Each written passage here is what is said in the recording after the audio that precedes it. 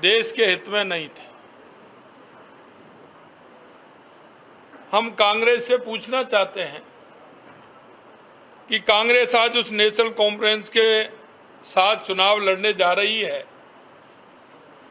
जिसने कहा कि अगर वो सत्ता में आए तो धारा 370 और 35A को बहाल करेंगे।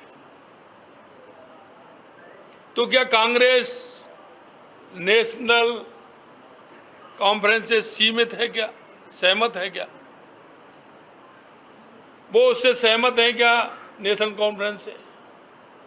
तो ये जवाब भी उनको देना चाहिए। धारा 370 के चलते देश के हजारों नागरिक और वीर जवान कश्मीर में बलिदान हुए थे और उस बलिदानियों में राजस्थान के वीरों की बहुत बड़ी संख्या थी, जिन्होंने मां भारती के लिए और हमारे कश्मीर मुकुट के लिए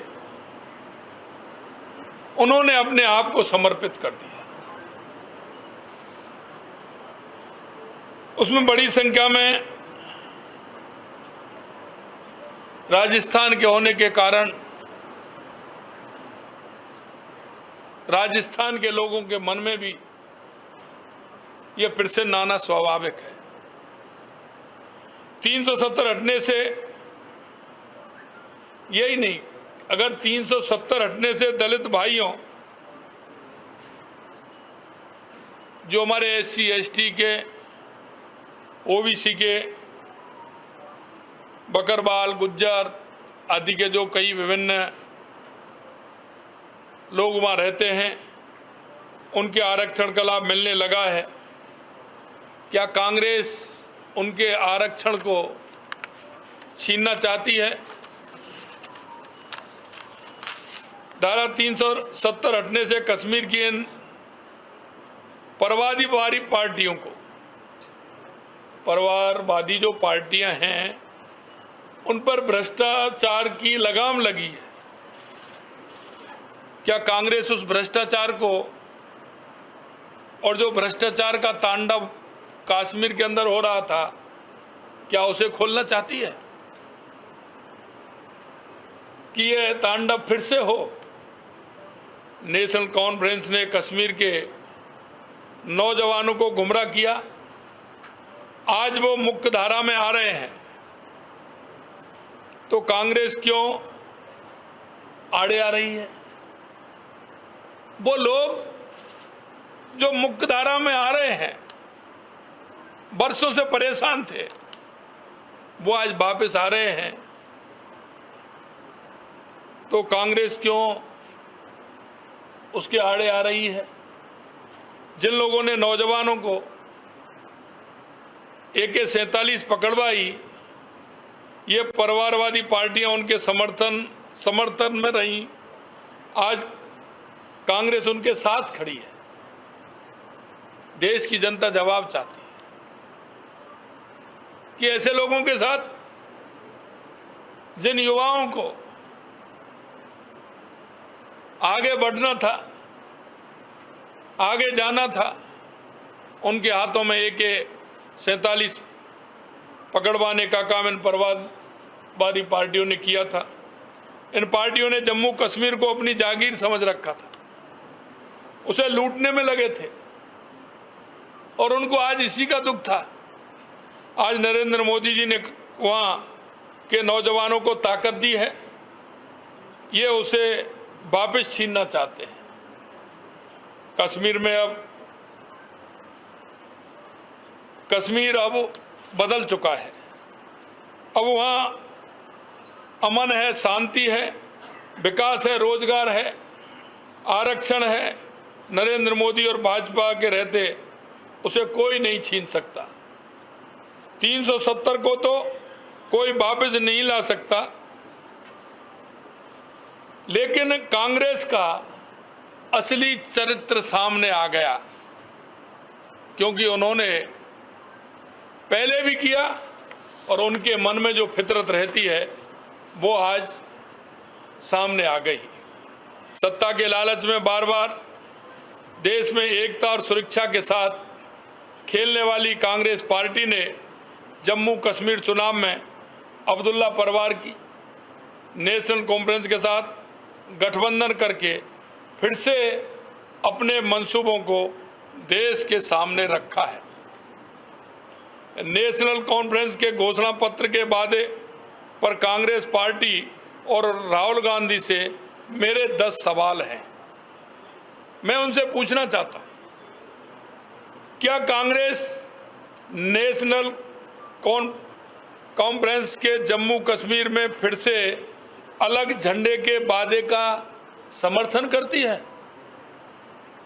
तो वो बताए, क्या राहुल गांधी और कांग्रेस पार्टी धारा 370 और आर्टिकल 35A को वापस लाकर जम्मू कश्मीर को फिर से अशांति, आतंक और आतंकवाद के युग में धकेलने के JK&C के निर्णय का समर्थन करती है? क्या कांग्रेस कश्मीर के युवाओं के बदले पाकिस्तान के साथ वार्ता करके फिर से अलगाववाद को बढ़ावा देने का समर्थन करती है? क्या कांग्रेस पार्टी और राहुल गांधी पाकिस्तान के साथ LOC ट्रेड शुरू करने के नेशनल कॉन्फ्रेंस के निर्णय से फिर से बॉर्डर पार से आतंकवाद और उसके इकोसिस्टम का शोषण करने का समर्थन करते हैं? क्या कांग्रेस आतंकवाद और पत्थरबाजी की घटनाओं में शामिल लोगों के परिजनों को फिर से सरकारी नौकरी में बहाल करके आतंकवाद, दहशतगर्दी और बंद के दौर को फिर से लाने का समर्थन करती है? इस गठबंधन से कांग्रेस पार्टी का आरक्षण विरोधी चेहरा सामने आया है। क्या कांग्रेस दलितों, गुज्जर, बकरवाल और पहाड़ियों के आरक्षण को समाप्त कर फिर से उनके साथ अन्याय करके JK&C के वादे के साथ है? क्या कांग्रेस चाहती है कि शंकराचार्य पर्वत, तख्त-ए-सुलेमान और हरि पर्वत कोए-ए-मारन के नाम से जाने जाएं? क्या कांग्रेस जम्मू कश्मीर की अर्थव्यवस्था को एक बार फिर से भ्रष्टाचार की आग में झोंककर पाकिस्तान समर्थित गिने चुने परिवारों के हाथ में सौंपने का समर्थन करती है? क्या कांग्रेस पार्टी JK&C के जम्मू और घाटी के बीच भेदभाव की राजनीति का समर्थन करती है? क्या कांग्रेस और राहुल गांधी कश्मीर को ऑटोनॉमी देने के JK&C की विभाजनकारी सोच और नीतियों का समर्थन करते हैं? अगर ये सारी बातें हैं तो देश की जनता को, देश के हर नागरिक को सोचने की आवश्यकता है कि जिन स्थितियों में भारत का मुकुट जम्मू कश्मीर के अंदर इतने दिन से जो हमारे देश के सैनिक और जो शहीद हुए हैं, उन्होंने कश्मीर के लिए अपने आप को समर्पित कर दिया। ये आखिरकार कांग्रेस के क्या मंसूबे हैं, कांग्रेस क्या करना चाहती है देश के अंदर, इसके बारे में देश के हर नागरिक को विचार करने की आवश्यकता है।